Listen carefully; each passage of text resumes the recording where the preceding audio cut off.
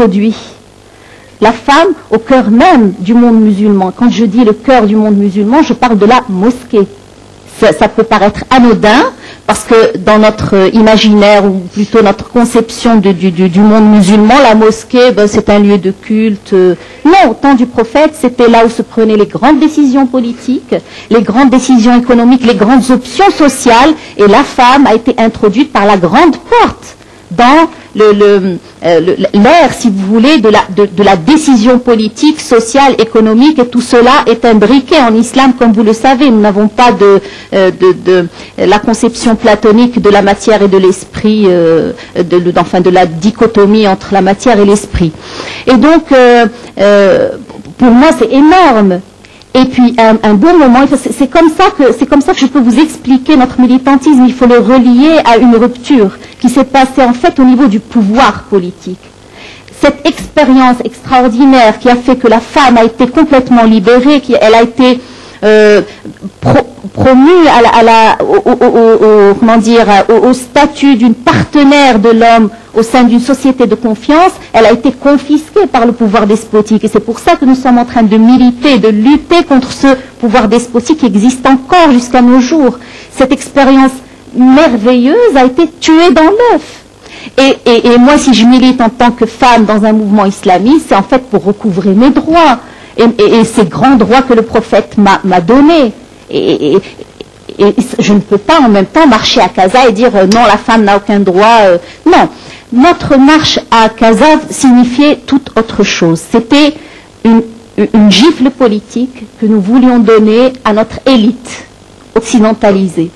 Nous voulions lui dire qu'elle s'inscrivait, mais vraiment à l'encontre, elle allait à l'encontre de la réalité d'abord du peuple, des désirs du peuple, de notre culture profonde, en voulant importer un modèle qui n'est pas le nôtre, qui ne répond pas à notre culture.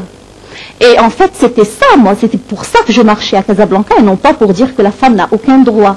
Alors si nous voulons détailler un peu ce fameux plan d'intégration, moi je trouve que c'est une mystification énorme. C'est énorme cette mystification de dire lutter contre l'analphabétisme. Qu'est-ce que cela veut dire dans un pays sous-développé où le taux d'analphabétisme est énorme?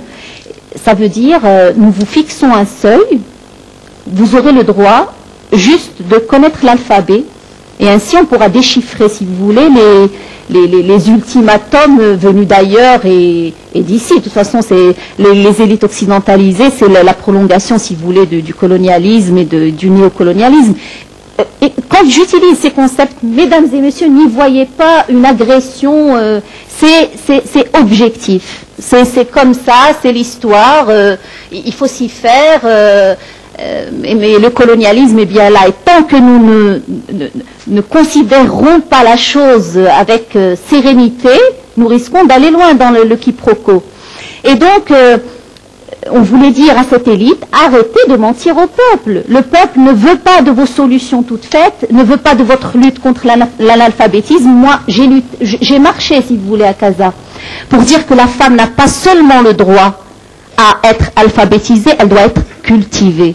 Nous avons le droit d'aller jusqu'à l'université. Nous avons le droit d'accéder au vrai savoir et non pas d'accéder à un petit savoir distribué au compte-gouttes pour la petite femme sous-développée. Puis en plus de ça, mesdames et messieurs, vous me concéderez quand même que la Banque mondiale, c'est pas Mère Teresa. C'est pas Mère Teresa. Et bien c'est incompatible, l'action caritative. Oui, c'est vrai qu'elle est en train de faire sa révolution culturelle. Il paraît que la Banque mondiale est en train de faire sa petite révolution culturelle, mais jusqu'à présent, c'est ajustement structurel et puis le GATT, je ne sais pas quoi, je ne suis pas une économiste, je ne domine pas très bien ces concepts, mais disons que grosso modo, tout ce qu'elle a entrepris envers les pays en voie de sous-développement,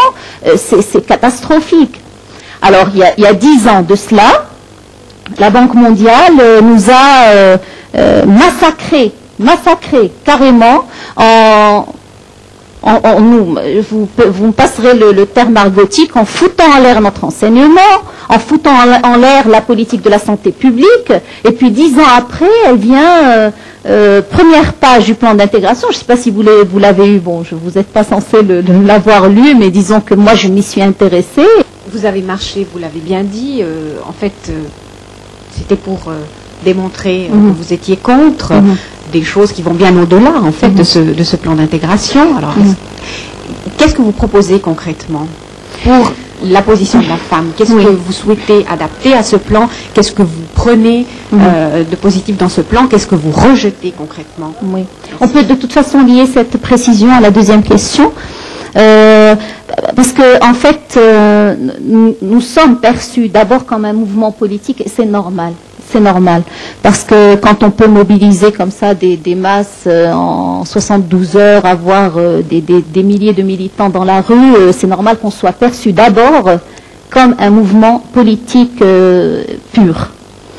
Or pour nous, l'action politique n'est qu'un corollaire de notre vraie action qui est en fait un mouvement de société. Nous sommes d'abord un mouvement de société. Alors, quand on est un mouvement de société, on ne peut pas descendre, mais disons nous attaquer à des petits détails. Parce que pour le faire, il faut d'abord avoir accès à une certaine, une possibilité, avoir la possibilité de proposer des programmes politiques. Or, nous ne sommes pas en mesure, ni objectivement, ni dans le contexte politique objectif, ni dans notre, dans notre façon de voir les choses, nous ne sommes pas disposés à proposer des programmes politiques. Nous sommes plutôt pour un projet de société. Et un projet de société ne peut pas se réduire à un point de vue concernant le plan d'intégration, concernant le machin, concernant... Parce que je vais vous dire une chose, il ne faut pas faire d'amalgame, nous ne sommes pas dans une démocratie à l'occidentale, nous sommes dans ce qu'appellerait ce qu'appelle le politologue Recep Salama, dans une néopatriarchie. La néopatriarchie, on n'a rien à proposer. C'est le paternalisme de l'État,